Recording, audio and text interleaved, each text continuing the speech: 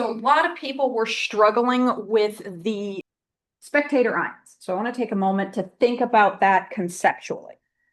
Okay, so let's say I'm going to use what we did on the quiz, and I don't have to think about this. Let's say I have beaker 1, and it's a solution, so it's got water in it. And I have beaker 2.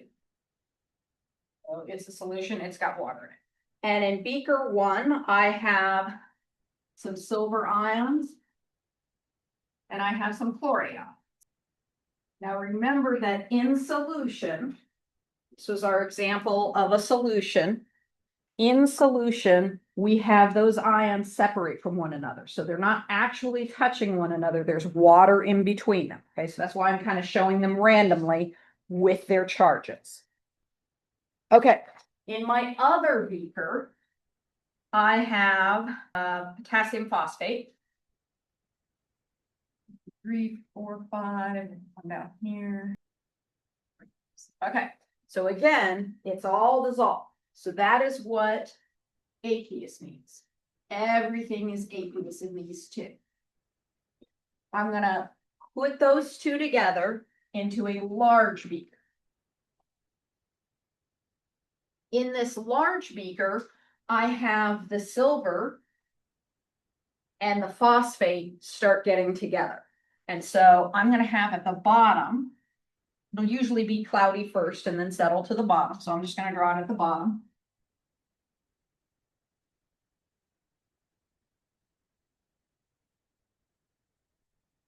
And there's another one in here somewhere. Okay. So this is sitting at the bottom because it's a solid. I'm not showing charges on this because it's a solid. So this is this lump of silver phosphate crystal sitting on the bottom. Okay. Meanwhile, I still have potassium floating around because it's still aqueous in our products, and I still have the chloride floating around. All right. So when I look at the difference in potassium here and potassium here, other than the fact that it may have moved around a little bit within the water, its situation hasn't changed. It was aqueous here, it was floating around, not doing too much. It's aqueous here, it's floating around, not doing too much. That's why potassium is a spectator ion. Okay. My chlorate, very similarly, floating around in both scenarios. Okay, so the spectator ions don't change from one place to another. So technically, they're not chemically reacting, right? They're not involved in any chemical reaction.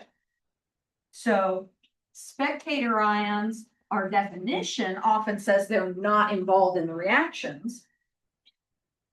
But we're going to recognize them because they're aqueous as both reactants and products. When I'm asked to write the net ionic equation, that last question on the front page, I'm asked to show, well, if these guys didn't really do anything, what did do something? Well, the silver was floating around before, the phosphate was floating around before, but in the end, it formed a solid. That's what the reaction is. So for my net reaction, what I'm going to do is show what changed. This is a G. The reactant side, those were aqueous. And on the product side, they were a solid. And then we have a 3 there just to keep it balanced. That making sense? Hopefully clicking some light bulbs on, I'm hoping. All right. What I want to do next is, I said I was going to go through another example of a problem where I give you the reactants and you're going to predict what the products are. And in addition, you have to tell me if the products are soluble or aqueous. Okay, so these are going to be double displacement reactions first. So let's take, for example, FeCl3 and Na2S. Okay, so these are going to start off as aqueous. And since they're both ionic, I'm going to say, well, this is going to be a double displacement reaction. They have ionic reactants and ionic products. So what is sodium going to get together with? Chloride. All right, am I going to put Na2Cl3? That be correct? I want it to be charge balanced, right? Every time we see sodium chloride, which is just table salt, it's just NaCl, okay? And that is because, I'm gonna move this over so I don't move it around. This is a +1 and this is a -1, okay? So if I'm asking myself, well, where did the extra sodium or the extra chlorine go? That's what balancing the equation is for. But we have to know what the products are before we can balance it, okay? Sodium chloride, is that soluble? Yeah, so we know from experience, you take salt, you dissolve it in water, but also sodium is one of our group 1 always soluble things. As soon as I see sodium, I know whatever it's attached to, doesn't matter, that's going to be aqueous. So probably my other product is going to be insoluble. Okay, so I'm going to get my iron together with my sulfide. What's the charge of this iron? +3.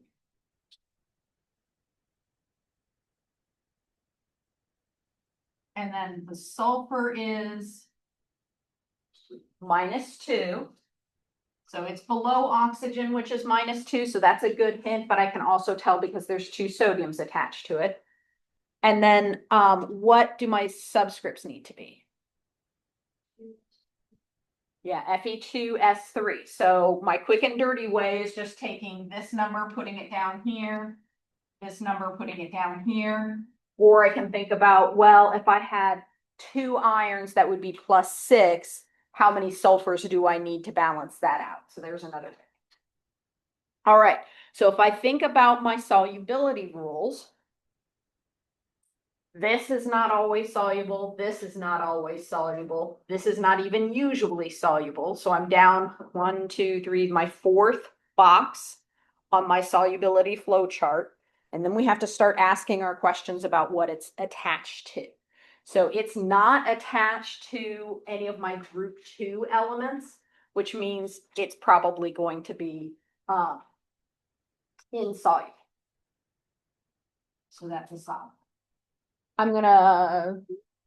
Let's do one with a single displacement reaction. So let's say let's take this iron chloride that's aqueous, zinc in here. Okay, so I told you this was a single displacement. You can tell that it's a single displacement because I've got an element and I've got an ionic compound.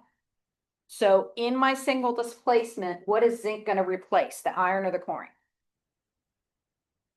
The iron. So metal displaces metal, or if it's an acid, metal displaces hydrogen.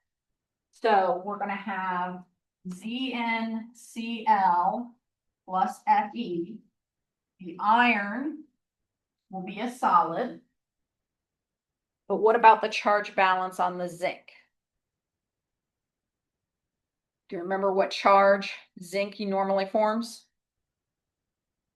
It's normally a +2. So if we look where aluminum is, aluminum, zinc, and silver are in a diagonal on the periodic table. And we would guess that since aluminum is in its 3rd column, since there's no transition metals, we guess that that'd be a +3. Going diagonally backwards, it's 3, 2, 1. So that's a way to remember. But this is a +2. If that's one on a quiz or a test, feel free to ask me. I'll tell you that one. Our chloride is -1. So what do I need to do subscript wise? Need a 2. All right. Now let's say I wanted to balance this. Take a second to try and balance it. Especially if that's something you struggled with on the quiz. Here's an opportunity to see if you can do it now. I would start by looking at the chlorines and notice that one is even and one is odd. Well, I'm going to put a 2 here so that I have an even number of chlorines. So what is that going to make happen here for my zinc chloride? I'm going to get a 3. And then my zinc over here also has to have a 3. And my iron also has to have a 2. So this means if I have 3 moles of zinc, I'm only going to precipitate out 2 moles of iron, right? If I have 12 moles of zinc, how many moles of iron would I get?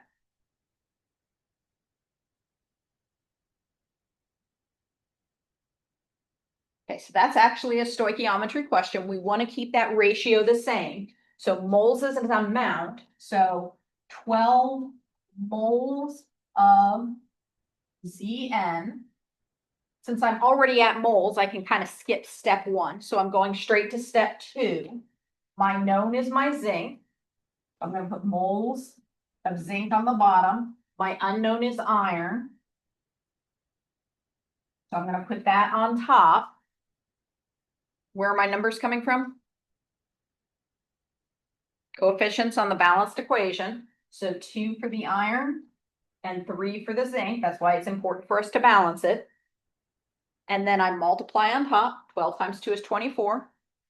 Divided by 3 is going to be 8 moles of iron. Of course, if I'm in the lab, I don't have the ability to just say, oh, this is how many moles or something it is. There's no device that can just tell that.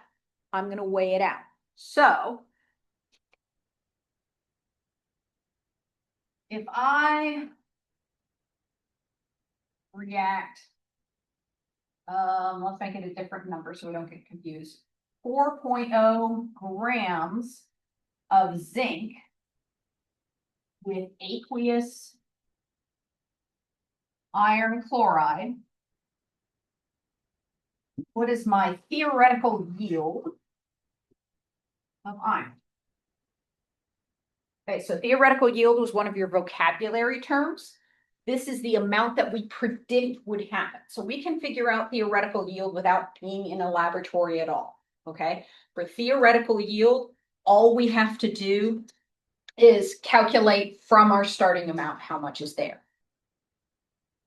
No, I didn't bring my slider to class. Okay, if you happen to have your slider for the stoichiometry, what you're going to do is you're going to shift it from solution to solid.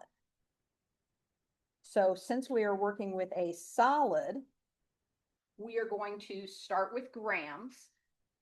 What do I have grams of? Zinc, okay? And how do I get from grams to moles for a solid? Molar weight. Okay.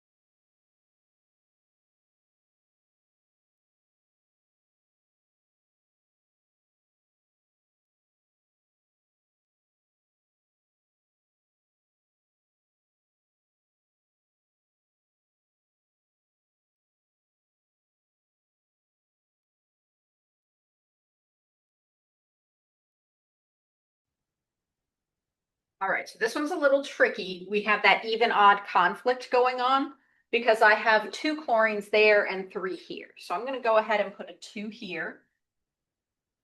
So that means I have 6 chlorines total. So what needs to go in front of the zinc? A 3. And then the metals need to have those as well. So that means for every 3 moles of zinc I use, I'm going to get 2 moles of iron. I get fewer moles of iron than the zinc that I used. So if I had 12 moles of zinc, how many moles of iron would I get?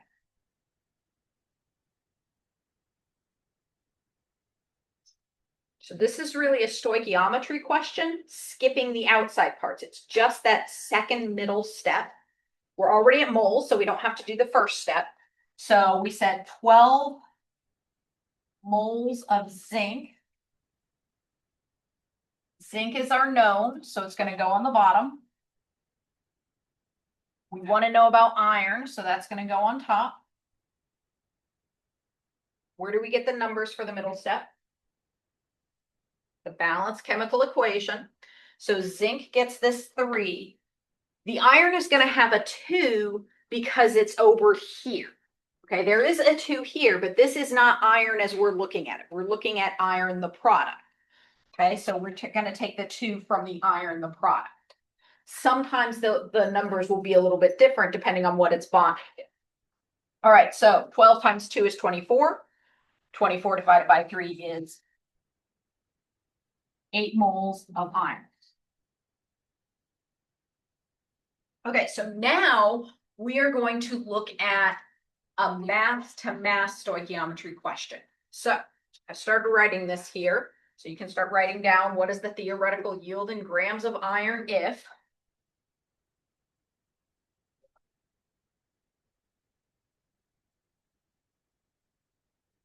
what is the theoretical yield in grams of iron if 6 grams of iron metal react with excess aqueous iron 3 chloride? So if the sentence says metal, it's a solid unless I'm dealing with mercury.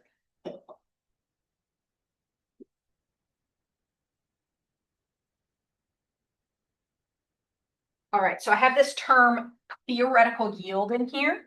This is one of your vocabulary terms. It just means how much product do we get? And it's theoretical because sometimes in a reaction, not everything reacts. Sometimes it reacts, but it doesn't precipitate out. Sometimes the process of trying to collect it, you lose some. But theoretical yield, we don't actually have to be in the lab. We can calculate this just based on what our starting materials are and what we think we should get. This is what we should get. I'm going to move over to the other side of the chalkboard in order to set this up, but this is where we're going to use what we were looking at on the sliders, the mass going to the mass. All right, so which is our known, the zinc or the iron? The zinc is the only thing we know anything about, right? We have a mass.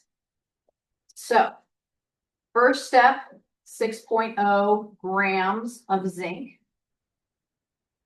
And then one thing we can do is look at the slider, and the slider says we're going to put molar weight on the bottom, or we can keep track of units. So I want grams to cancel, and I'm trying to get to moles. And then my molar mass has units of grams per mole, so the number will go down where the grams are. If I look on the periodic table, I have 65.38 grams of zinc. I can't do this math in my head. Nice thing here, we don't have the milliliter to liter issue, so it's a much simpler problem.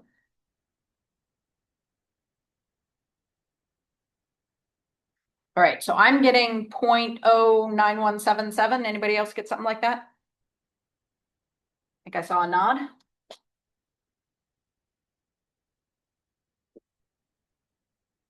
Now this is too many sig figs. I'm going to round at the end, but I got to keep in mind, this is what I'm basing my sig figs on, the 2 digits from the problem. All right, So grams cancel, but I still have moles. That was per 1 mole. So I have moles of zinc. Step 2, 0.09177 moles of zinc.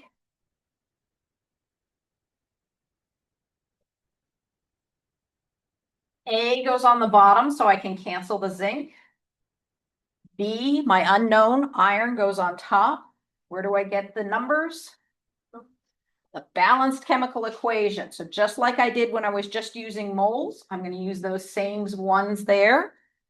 So I need, or I get 2 iron for every 3 zinc.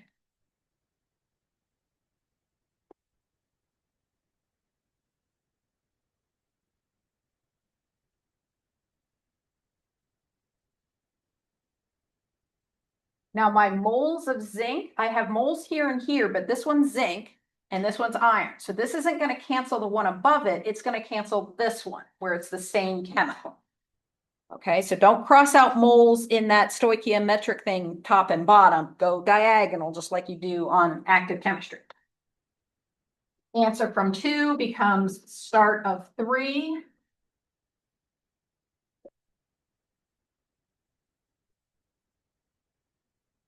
I'm going to use the molar weight again. So if I look at my slider, this time it has the molar weight on top. I'm going to multiply, or I can keep track by knowing that I want to cancel moles, and grams is going to go on top.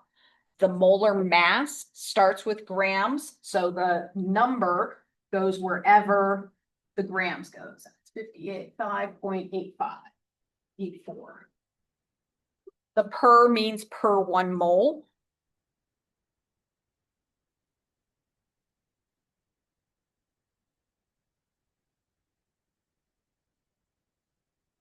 And now I want to do my rounding. So I only have 2 sig figs here. So I'm going to round to 2 sig figs here. And I have grams of iron. Number, unit, chemical. Moles canceled, still have iron, still have grams. Okay. So again, you can use the practices on active. There's also a few practices on Canvas that you can use.